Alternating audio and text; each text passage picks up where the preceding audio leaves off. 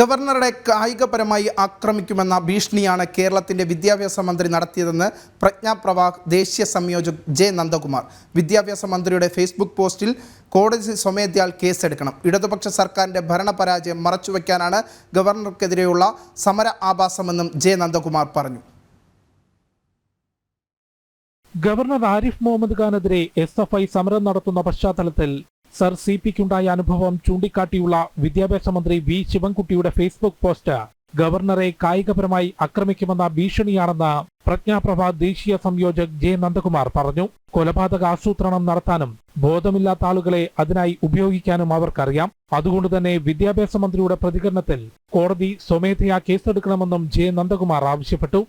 എന്താണ് മന്ത്രി ഇത് പറഞ്ഞതുകൊണ്ട് ഉദ്ദേശിച്ചത്? CP രാമസ്വാമിയർക്കെതിരായിട്ട് നടന്ന ആ ആക്രമണം പോലെ ശാരീരികമായി ഗവർണറെ ആക്രമിക്കുമെന്നാണോ? സത്യത്തിൽ ഈ നാട്ടിലെ കോടതികൾ ഇത് കേസെടുക്കേണ്ടതായിട്ടുള്ള ഒരു വലിയ ഭീഷണിയാണ്.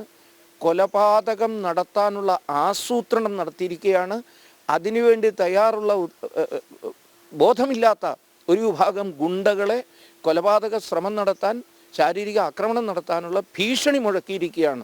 ചരിത്രത്തിലില്ലാത്ത വിധം ഇടതുപക്ഷ സർക്കാർ ജനങ്ങളിൽ നിന്ന് ഒറ്റപ്പെട്ടു. പിണറായി സർക്കാരിന്റെ ഭരണപരാജയം മറച്ചുവെക്കാനാണ് ഗവർണർക്കെതിരെയുള്ള സമരാഭാസമെന്നും അദ്ദേഹം ചൂണ്ടിക്കാട്ടി. അടിസ്ഥാനപരമായി തന്നെ അവർക്ക് രാഷ്ട്രത്തോടോ, രാഷ്ട്രത്തിൻ്റെ മൂല്യങ്ങളോടോ, രാഷ്ട്രം അഭിമാനം കൊള്ളുന്ന ഭരണഘടനയോടോ, നമ്മളെല്ലാവരും ആദരവോടുകൂടി ലോകത്തിൻ്റെ മുമ്പിൽ തലയുയർത്തി പിടിച്ചു നിൽക്കുന്ന ശക്തമായ നമ്മുടെ ജനാധിപത്യ പ്രക്രിയയോടോ ഒന്നും തന്നെ വിശ്വാസമില്ലാത്ത കൂട്ടരാണ്. അരാജകത്വം വളർത്തുക എന്നതാണ് അവരുടെ ലക്ഷ്യം. മുൻപ് ഹിറ്റ്ലർക്കും മുസോളിനിക്കും ഒപ്പം നിന്ന് സ്തുതി പാടിയവരാണ് ഇന്ന് ക്യാമ്പസുകളിൽ ഹിറ്റ്ലർക്കെതിരെ മുദ്രാവാക്യം വിളിക്കുന്നത്. കമ്മ്യൂണിസ്റ്റുകൾ ചരിത്രം മറന്നെങ്കിലും പൊതുജനങ്ങളുടെ ചരിത്രബോധത്തെ ചോദ്യം ചെയ്യരുതെന്നും ജെ നന്ദകുമാർ പറഞ്ഞു. മുസോളിനിക്കും ഹിറ്റ്ലർക്കും സ്തുതിഗീതം പാടി ഒരുമിച്ച് നിന്ന ആൾക്കാരാണ്. തങ്ങളോടൊപ്പം നിൽക്കുവോളം ഹിറ്റ്ലർ വളരെ ശ്രേഷ്ഠനായിരുന്നു ഈ കൂട്ടർക്ക്.